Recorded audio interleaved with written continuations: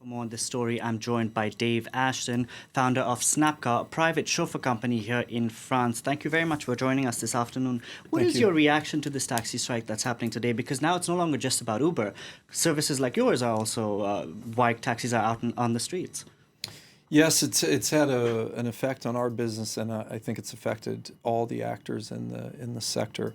My view is that it's really disgraceful that that the taxis feel that it's necessary to block or paralyze the country to try and advance interests that are really purely self-interested and not in the interest of the country or the economy. Now, don't the taxis have a valid argument? Because they've paid some 200 to 250,000 euros for their licenses, and now with services like yours, those licenses are basically worthless.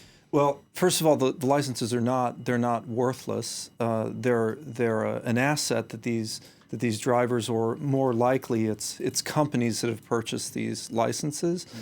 And they're an asset. The value of assets rises and falls over time.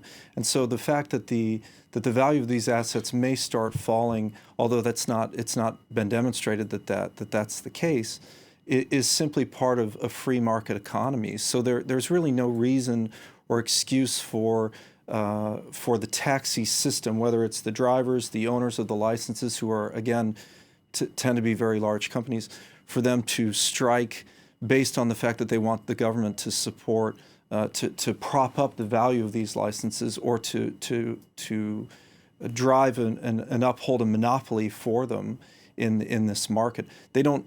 It's completely fair that there should be competition in the market, and there's no reason at all that the government should be responsible for ensuring that those monopolies stay in place. But what should the government be doing now? Because after today's strike, they will obviously do something. Last year, they buckled under pressure and banned Uber Pop, but they can't ban all private chauffeur services like yours, even, because the Minister of Economy, Emmanuel Macron himself, has said technology is the future. So what can they do?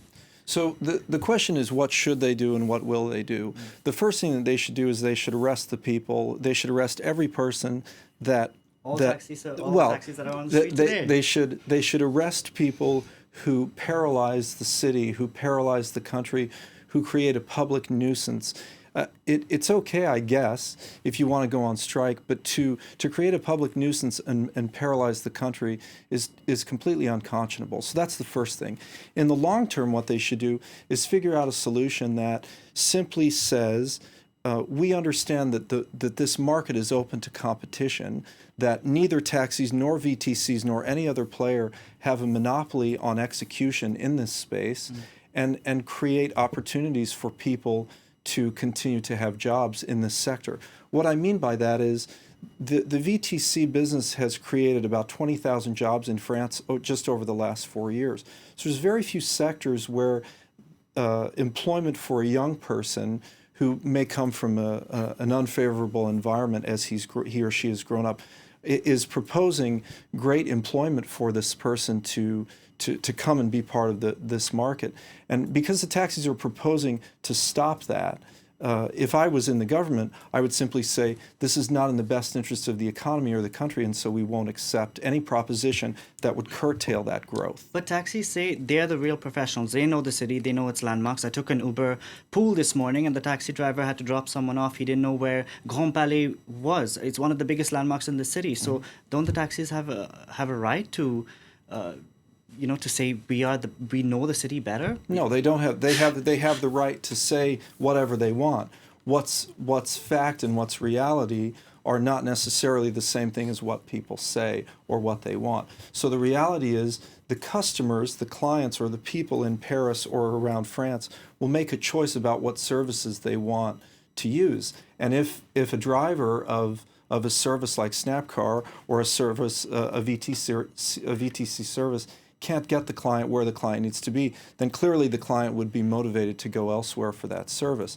But as things stand, the growth of VTC services over the last 4 years has gone from 0% market share to somewhere around 25%, because that's what customers want, and that growth will continue. Dave Ashton, founder of SnapCar. We're going to have to leave it there. Thank you very much for joining us here on France 24.